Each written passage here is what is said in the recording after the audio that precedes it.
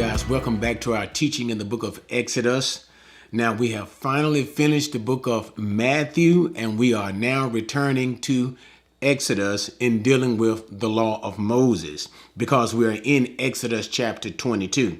Now, it's not a lot of review that I'm probably going to do in the continuing chapters of Exodus. Maybe in a few chapters I'll do a little review, but for the most part, especially as pertains to the law or the ordinances, commands in the law, because you'll find out that many of them are not tied together. It's just very small groups of issues that may be tied together in 2 or 3 verses, and then Moses will move on to another particular point. So you'll find a lot of there may be a section to deal with as a whole in a sense, but there can also be a lot of miscellaneous things still tied together. So I'm just simply saying that my normal manner of reviewing may be slightly different. There may not even be hardly any review whatsoever, such as in this one. The last time we were here, we were in chapter 21. And for the most part, what we were looking at were issues pertaining to personal injury. What defines those injuries, how those injuries should be dealt with, and compensation or punishment that should be given to the one, whether it's a person or an animal, that was responsible for the injury. And so that's basically in a nutshell of what was going on in chapter 21.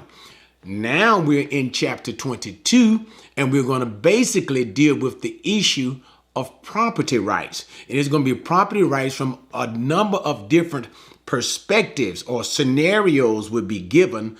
But in a general sense, you'll see that it has to do with property, whether a person has stolen property or whatever the occasion may be. It will be concerning the issue or the idea of property. Okay, now with all of that said, let's just simply get into chapter 22, and I think we may be able to finish the entire chapter. Let's give it a shot. If a man steals an ox or a sheep and slaughters it or sells it, he shall pay 5 oxen for the ox and 4 sheep for the sheep. If the thief is caught while breaking in and is struck so that he dies, there will be no blood guiltiness on his account. But if the sun has arisen on him, there will be blood guiltiness on his account. He shall surely make restitution. If he owns nothing, then he shall be sold for his theft. If what he stole is actually found alive in his possession, whether an ox or a donkey or a sheep, he shall pay double. Okay, so now we're dealing with the issue concerning theft. Now, one of the things, let me make this as a side note, that I like about the law of Moses, even though we as Christians are no longer under the law, that is, the law of Moses is no longer a standard of life for us. The law, as the Apostle Paul said, is still good if used in the manner in which it was intended, lawfully. So the point that I'm trying to stress is, even though we do not abide by the commandments of the law, because the law as a source comes from God, the law as a whole is good, and the principles contained in the law is good for us to understand and have application in our own personal life. And that's what I'm trying to say. We don't simply say Exodus says this and therefore you should do this.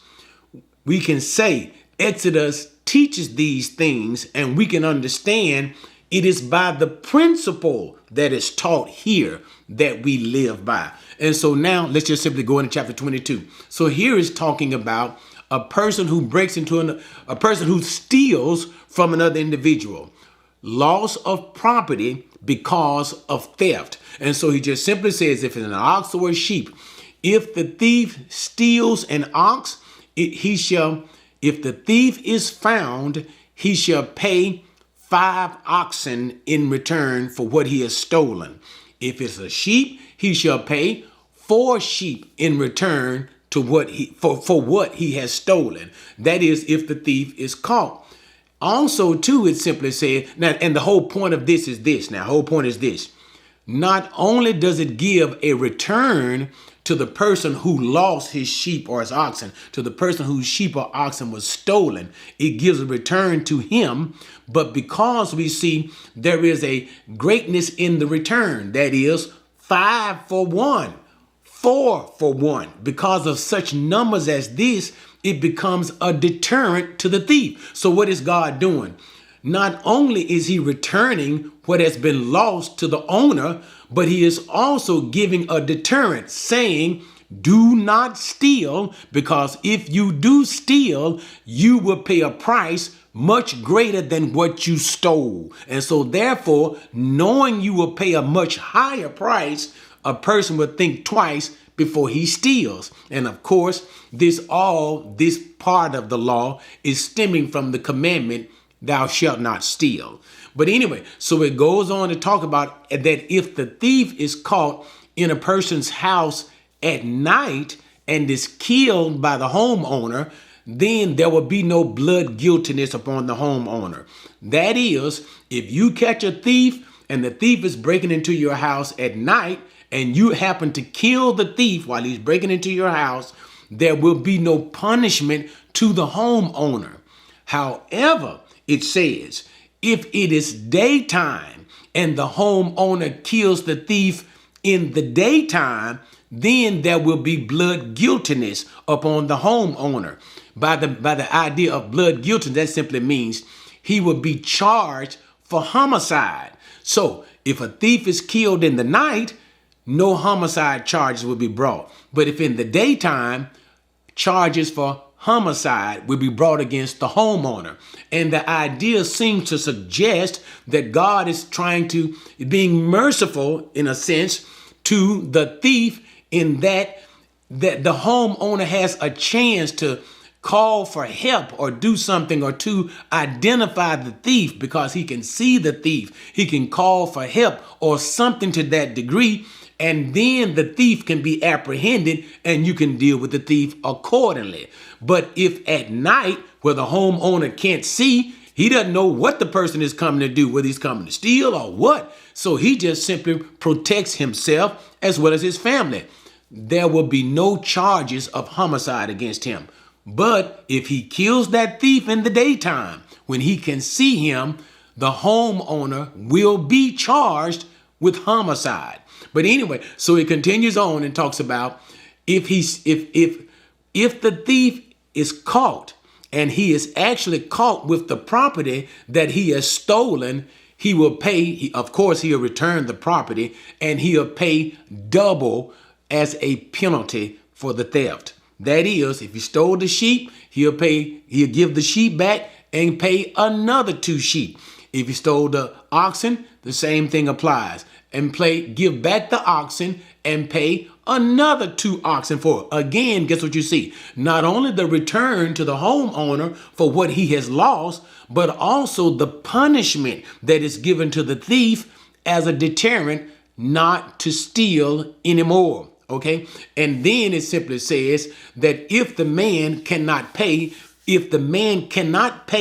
after he has stolen something, then the man shall be sold into slavery as a repayment for the debt. So if you steal something and you cannot pay the restitution that the law is demanding, you yourself will be sold into slavery. So once again, that means that there will be money that will be given to the owner for his loss, and also that punishment as a deterrent to the thief. All right, now let's continue. Verse number 5. If a man lets a field or a vineyard be grazed bare and lets his animal loose so that it grazes in another man's field, he shall make restitution from the best of his own field and the best of his own vineyard. If a fire breaks out let's stop right there. I like it. Let's look at it. So if a man has an animal and he allows his animal to graze in his field, and he intentionally allows his animal to go on to his neighbor's field and graze in his neighbor's field, This is a violation of the law. You should only let your animal graze in your own field. But if your animal went and grazed into your neighbor's field, then the punishment would be that from the man's best, notice, and it's a beautiful thing, from the best of his crops in his field. If the animal ate of the man's vineyard, then the man would have to pay from the best of his vineyard. So notice that for just simply eating in your neighbor's field, you had to give your best as restitution to your neighbor for a violation of eating in you're allowing your animal to eat in his field. For same thing, you would have to give him the very best of your vineyard produce because you allowed your animal to eat of his vineyard produce. But notice you had to give your best. Again, guess what you see? Not only is this restitution to the owner who suffered the loss, but because you have to give him even more, just like it was in the earlier part, even more animals. This serves as a deterrent to do what? Respect property rights. Respect the boundaries of another person's property, as well as his property within itself. Verse number 6. If a fire breaks out and spreads to thorn bushes so that stacked grain or the standing grain or the field itself is consumed, he who started the fire shall surely make restitution. If a man gives his neighbor money or goods to keep for, let's just deal with that. Let's deal with that. So it simply says, if a fire breaks out, and the whole idea is this, whoever is responsible, that is the arsonist, whoever is responsible for the fire that breaks out and destroys the property of his neighbor's field or his property, he is responsible for the damage that is done to his neighbor's property. So notice if it was what? Stacked grain or standing grain. Now imagine that. So the neighbor has gone and he has already harvested his field and he has grain stacked and ready. So this becomes expensive because he's going through the harvesting process. If you started that fire, you are not only responsible for the field, but for the property damage that was lost in the field. Okay, let's continue.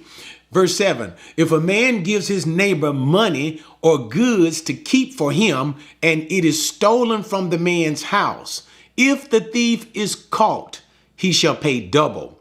If the thief is not caught, then the owner of the house shall appear before the judges to determine whether he laid his hands on his neighbor's property. For every breach of trust, whether it is for ox, for donkey, for sheep, for clothing, or for any lost thing, about which one says, this is it. The case of both parties shall come before the judges. He whom the judges condemn shall pay double to his neighbor. Okay, so now in verses number 7 through 9, what we have is simply this. If a man gives his neighbor money or goods to keep for him, if you give your neighbor something, remember they didn't have a bunch of banks and things that we have in our day and time, okay? So you would sometimes give your neighbor something of yours and your neighbor would keep this for you. So if you give your neighbor something to keep for you, let's say for instance, whether money or a sheep or something like that, let's just simply go with the sheep. And all of a sudden the sheep is missing. The sheep comes up missing and is stolen. If you catch the thief with the property, then the thief shall be fined double. So you end up paying double. But if the thief is not caught, and the man that you gave your property to says, I didn't steal it. I don't know what happened to it. And we don't have a thief.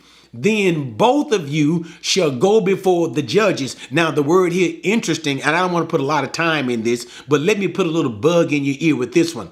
The word here for judges is Elohim. So it could literally say they shall go before God, or actually it would be the gods. The mindset, what the scripture is trying to say and is properly translated here is, they shall go before the judges. So the word Elohim, which is normally translated as God, is here also translated as judges, because that's the idea, the judge. So that would be a case in where both men would go before the judges, the one who gave you the property to keep, and the one in whose possession the property was given but was lost somehow, and he says he didn't steal it, but he doesn't have it anymore. The judge will then determine the case. And if the man was proven that who has the property, if it comes out that the man actually, the idea here is, stole the property, then he would have to pay the owner double to what was actually lost. Whether it is money or sheep, goat, or anything, it will be double. Again, dealing with the issue of what? Property rights, and also dealing with the commandment of what? Of not stealing. Okay? Because what? You're not only going to suffer because you have done this, but you're going to pay a penalty as a deterrent. Now, let's continue. Verse number 10. If a man gives his neighbor a donkey or an ox or a sheep or any animal to keep for him, and it dies, or is hurt, or is driven away while no one is looking, an oath before the Lord shall be made by the two of them, that he has not laid his hands on his neighbor's property, and its owner shall accept it, and he shall not make restitution. But if it is actually stolen from him, he shall make restitution to its owner. I like that. It's interesting, isn't it?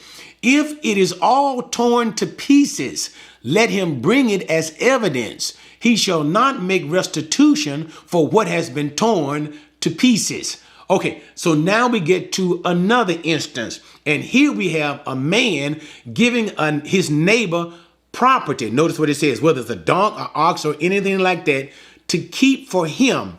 And in the process of the man keeping it for his neighbor, it is actually hurt, or it dies, and nobody knows exactly what happens to it. So something has happened to it. And the man said, that donkey that you gave to me is dead. I don't know what happened to it, or it's gone, or something is hurt. I don't know what happened to it.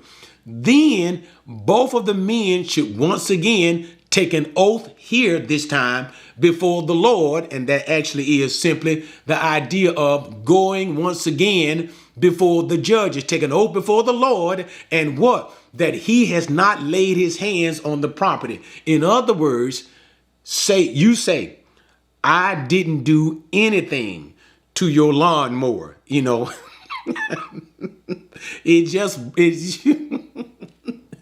Somebody else did something to it. I have no idea what happened to it. And I make an oath before God.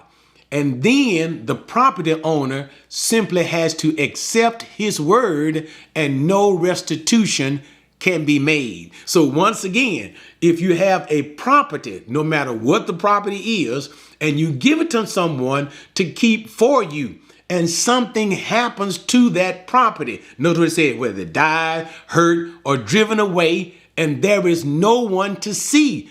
No one is looking. There is no evidence of who did what to it. You can't prove it. Then you simply have to accept the person's word for it, and no restitution can be made to the property that you gave to the person to keep for you.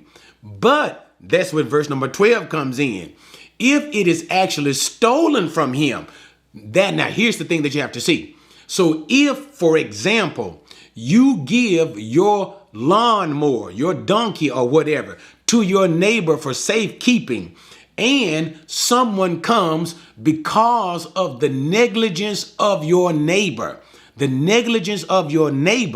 and steals your lawnmower, then your neighbor is responsible to make restitution to the owner. So if you let your neighbor keep something for you, and your neighbor is negligent in protecting your property, your neighbor has to pay the value of your property. So what does that say? It says to me that if I don't want to have to pay you for your property, it's best not to keep your stuff for you. You need to keep your stuff for yourself or let somebody else keep it for you.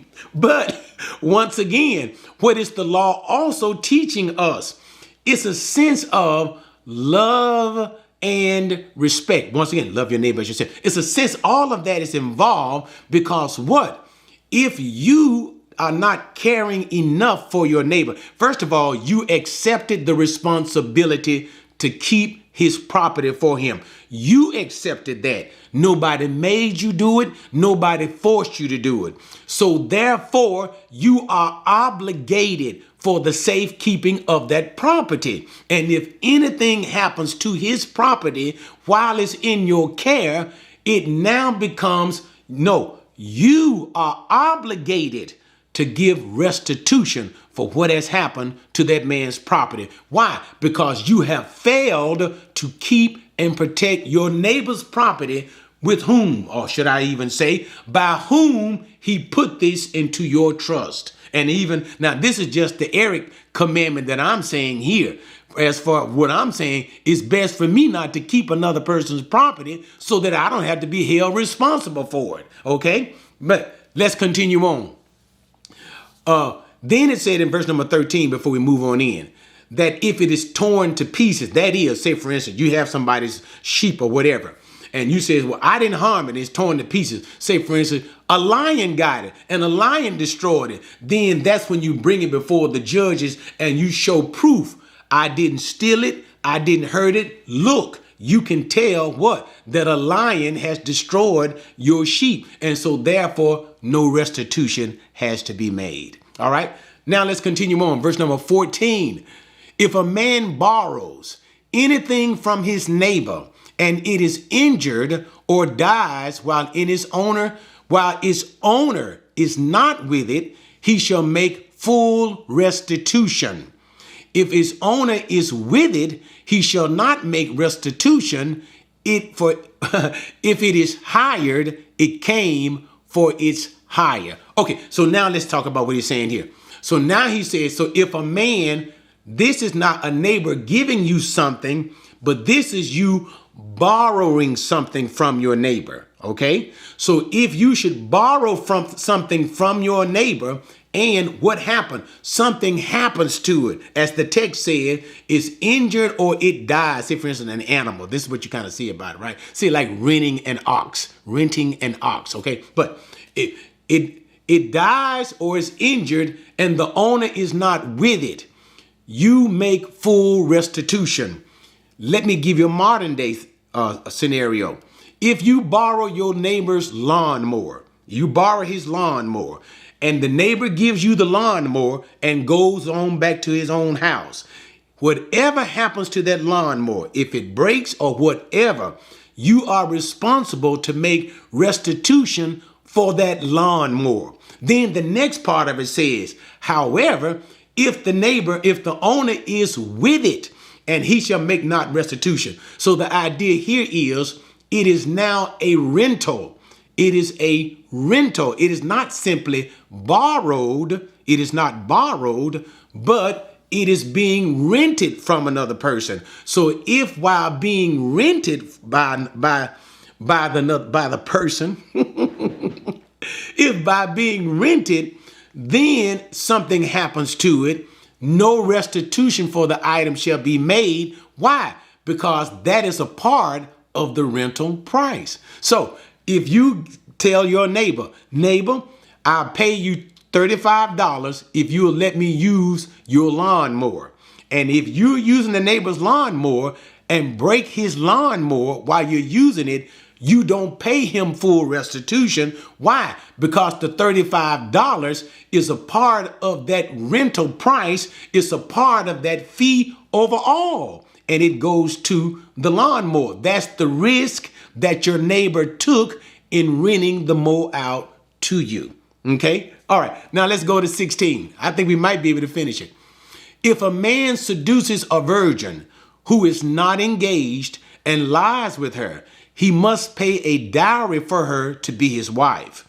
If her father absolutely refuses to give her to him, he shall pay money equal to the dowry for virgins. Okay, now we have, and I don't want to get into a lot of issues with this because this is a beauty within itself. But if a man, and now this is voluntary, right? If a man has sexual intercourse with an unmarried woman or a woman who is not engaged to be married, okay? He has sexual intercourse with this woman, he must pay a dowry to the family. Now, the reason why it says with an unmarried woman who is not engaged, because the law has already said, if a woman is married or a woman is engaged to be married, which is basically the same thing in the law, engaged to be married and has a consensual sexual relationship with another man, that is not her husband and not the man she's engaged with, then both the man and the man who had sex with the woman and the woman who was engaged or married, both of them shall be put to death. But here what we have is consenting sex between an unmarried woman who is not engaged and a man. And so what happens is this woman, now here's what you have to understand. There is a gift called the dowry that is given to the family. Because this man has done it in an improper way, he just simply had sex with the woman without intending to marry her whatsoever.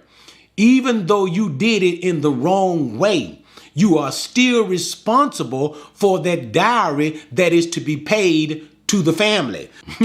He still has to pay this particular dowry to the family. So this would, and then after paying the dowry to the family, he is to marry this woman. That is, if the father is willing to give his daughter to be married to that man. But if the father is still unwilling to give the daughter to be married to the man who had sex with his daughter, the man still must pay the dowry. So there is both the penalty of paying the dowry as well as the necessity of marrying the woman. Now, two things I want to make on this before I lose my train of thought. The reason why this comes under the general idea of property is because the daughter was viewed as the property of the parents. So you see, what you have to understand is this. This is basically the principle in operation. The daughter would be raised by the family all her life. She'd be raised by the father all her life. All of the money that went into the raising of the daughter. And then finally, when the daughter is to be married, the man who seeks to marry the daughter would give a monetary gift to the family. This would be, in a sense, to compensate the family for the money that was spent in the raising of the daughter. So in a sense, the daughter is considered a property, in a sense of property because of the money. The sons were not considered to be a sense of property in the same way, because once the sons became of age, they can go out and work and gain money for the family. But the daughter did not go out and work. Remember, in those times in the Bible days, the women did not simply go out like we women do today, go out and get jobs and work. Like they didn't do that in those particular times. The women were usually provided for by their husbands or their fathers, that is their family, okay? So the women were basically viewed as liability. That is, money was spent. And this is why this sense of property comes with the women. Why? They did not make any money while they were unmarried. So by the time that the man came and wanted to marry, he paid a dowry in a sense of compensation to the family. Okay, so the dowry here is given by the man who chose to sleep with the woman without marrying the woman, right? he's going to pay the dowry because what? Her value is lessened because now he has slept with the virgin. Okay. And then, of course, he would have to marry her if the father was still permitted. Now, the second thing that I want to say about this is this. Can you appreciate how much sexual immorality would be eliminated if we practice this today? That is, if you told a man, told a boy, or whatever, young man or whatever, if you have, or a young lady as well, if you have sex outside of marriage, you just got married, whether you wanted to or not. And that's the principle of what's going on behind this particular verse in that sense. If you have sexual relationships apart from marriage, you just got married. And if the father would say whether you wanted to or not, that would truly eliminate so many pregnancies without fathers in the homes and unmarried women. It would eliminate a whole heap of things in our society. The poverty rate in our society would plummet. Why? Because women who have children outside of marriage fall more so into poverty than women who are married. But I'm not going to get into a discussion of all of those things. I just want to bring that to your attention. But now let's simply continue. 18. You shall not allow a sorceress to live. Whoever lies with an animal shall surely be put to death. He who sacrifices to any god other than to the Lord alone shall be utterly destroyed. Now, you probably noticed that I read those three verses together, and they seem that they have nothing in common, but they do. Two things that they have in common. Number one, whether it is a sorceress or a person who commits bestiality, that is to have sex with an animal, or a idol worshiper. They are all deserving of the death penalty. That's the first thing that they can have in common. The second thing that these verses have in common is they were the common practices of the Canaanites in idolatry. They were common Canaanite practices in idolatry. And remember, as we are giving the book of Exodus, the mindset that God is giving to the children of Israel is you are going into the land of Canaan. Remember, those 7 great Canaanite nations are there, and all of the horrific sins that they practiced there. And one of the sins that they practiced there is idolatry. And they practice idolatry in a number of ways. Number one, through witchcraft. And that's why God said, do not allow a sorceress to live. Why? Because the sorceress, first of all, she is appealing to an idol god or to demons.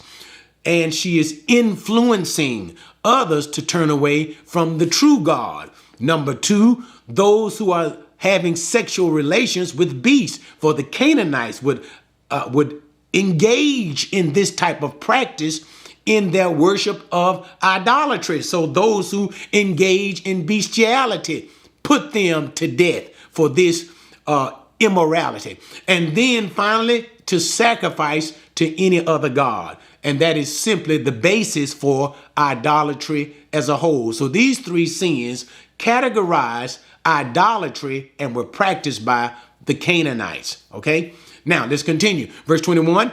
You shall not wrong a stranger or oppress him, for you were strangers in the land of Egypt. You shall not afflict any widow or orphan.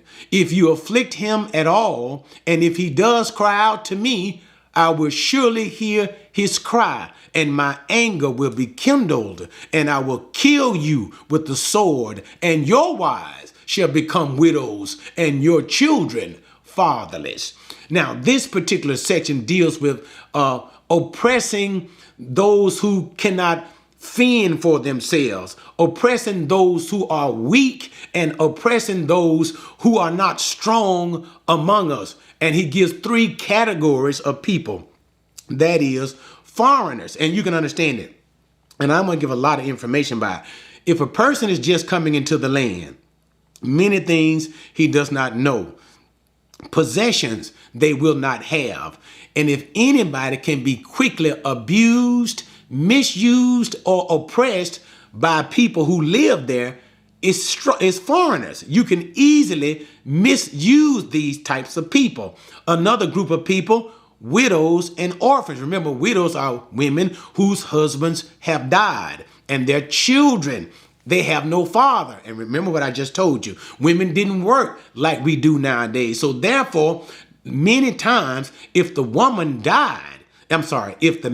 died and the children were young, the woman had no true source of income if the man wasn't well off in the beginning. So the woman would be left to what? Poverty. The child would be left what? To poverty. And both the woman and the child could easily be misused and abused by others. So what God is simply saying is, do not abuse and misuse the weak ones among you, or the ones who can easily be abused among you. Because if you do, when they cry out to God because of your mistreatment of them, God says he will hear, and ultimately he will turn the tables. In what way? That your wives would end up being widows and your children would end up being fatherless children, which means that he's either going to kill you or send you off into slavery by another person. But anyway, but the whole point of it here is, don't abuse those who are weak amongst you, or those who can't fend for themselves amongst you. Okay, let's continue. Verse number 25. If you lend money to my people, to the poor among you, you are not to act as a creditor to him. You shall not charge him interest. If you ever take your neighbor's cloak as a pledge, you are to return it to him before the sun sets, for that is his only covering. It is his cloak for his body. What else shall he sleep in? And it shall come about that when he cries out to me, I will hear him, for I am gracious. Okay, so now he's talking about the lending of money to the poor. So first he says that if you ever lend money to poor, to people who don't have anything, to poor people, do not lend money to poor people at interest. Lend it to them money for money. If you lend them $50, they pay back $50. Why? They're already poor. So once again, God is teaching what? Loving the neighbor, being sensitive to those who are the weak among us, not abusing them, misusing them, caring for them, loving your neighbor as yourself, doing unto others as you would have them to do what? To do unto you. So if the poor man borrows money, he is not to pay interest. And in the second case, say for instance, if he uses his cloak, that is his outer garment, if he uses that for collateral, so that you already see that he is poor. Why? If he has to use his own covering, his covering as collateral, he has nothing else. It says, if he gives that to you for a form of collateral, by the time that the night fall, why? It gets cold at night. You return his cloak back to him. Why? Because he has nothing else to sleep in. He uses this cloak to sleep in. So if you just simply hold on to this cloak and say, you don't get this cloak back until you get my money back because you used your cloak as collateral, you are showing you have no consideration, you have no care and concern for the poor. But what does God say? You may not have any care, but I do. And when he cries out to me because of how you have treated him, not in accordance to the law, but how you have kept his cloak, I promise I'm going to come and see about you, and that will not be good for you. So the whole idea, once again, like it talked about what? Those three classes of people, foreigners, widows, and fatherless children. Do not abuse them. And here, what is also inclusive of this? people who are poor, how to treat them when it comes to lending. Do not abuse those who are weak and those who have nothing. Have compassion on them. Why? God himself has compassion on them, and try to do things to help them. Don't do things to use them. Don't do things to abuse them. Don't look to abuse and use people. That's why I say that the law is so wonderful, principally when we look at it. Okay, no more preaching. Let's just get into the end of it. 28. You shall not curse God, nor curse a ruler of your people. Okay, and here it's just simply giving the idea of respect. Respect for number one, God, and respect for number two, leaders of your people, for the rulers, for senators, representatives, for judges, for the president, for governors, whoever is in a position of authority, because this is the foundation of a workable society. You must respect authority, and the chief and sovereign authority over all is God himself. And in respecting God himself, then God himself says, also respect the leaders that are over you. Not just simply the church leaders. No. Leaders in this political world, a ruler of your people. All right. 29. You shall not delay the offering from your harvest and your vintage. The firstborn of your sons you shall give to me. You shall do the same with your oxen and with your sheep. It shall be with its mother 7 days. On the 8th day you shall give it to me. So now here is dealing with the offering, and it deals with greed and selfishness here. Okay, but notice what it says. You shall not delay the offering of your harvest, whether it's the harvest or the vintage.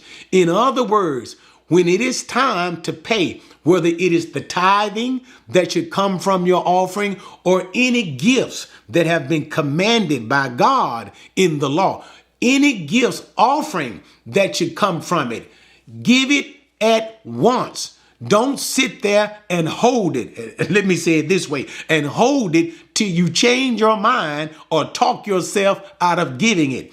When it is time to give. And let me do a little talking on the side here. Do this in your own life. Practice this in your own life, in giving. Don't sit there. If God has blessed you and you have it in your hand to give, to bless God's ministry, to bless the church, or in whatever fashion that you bless the work of God, don't just sit there and hold it, or sit there and stash all the money and keep it for yourself. What did God even say here? Do not delay. Give it at once. And then he even says, enough preaching on that. Then he continues to say, even if it's the firstborn of your sons. Now, what he simply means is he's coming back from Exodus 13. We remember when God killed the firstborn of Egypt. And when he killed the firstborn of Egypt, he said, because of this, Israel, your firstborn son, belong to me, and they are to be redeemed. Redeemed simply means there's to be a price paid, a redemption price paid in money for the redemption of your son. So you need to do these things quickly while you have the money, without delay, whether it is your firstborn son or even whether it is, notice, the firstborn of animals also belong to the Lord, as talked about in Exodus 13. So even whether it's the firstborn of your son or the firstborn of animals, they shall all be redeemed. But the point that I'm stressing here is when God simply says, you shall not keep it, but you shall pay it quickly. And that's the idea. Do what you're supposed to do while you have it. All right. Final verse. You shall be holy. You shall be holy men to me. Therefore, you shall not eat any flesh torn to pieces in the field. You shall throw it to the dogs. Okay. And now this verse simply talks about this. Israel is to, in their sense of holiness, okay, it is to be represented both externally as well as internally. Internal holiness is keeping in the righteous precepts of God. Here he's talking about an animal that is found torn in the field. Because the animal is not kosher, that is, the blood was not drained from the animal in a proper way. The animal cannot be eaten because it is now unclean because the blood has not been drained properly. Thus, for you to eat an animal torn in the field with the blood not drained properly, it is unclean. You will be unclean. But every facet of the Israelite life, every facet of God's people's lives was to be of holiness. So therefore, as their internal heart, their internal beings were supposed to be a reflection of holiness, so in their external practices, there was supposed to be a reflection of holiness. Holiness within, holiness without. Concerning you, as Leviticus 11:44 says, for I am the Lord your God, you shall therefore sanctify yourself. Set yourself apart and be holy because I am holy. Okay, guys. Thank you for joining me in Exodus chapter 22. Join me next time as we get into Exodus 23 and we deal with a bunch of miscellaneous laws. Okay? See you next time.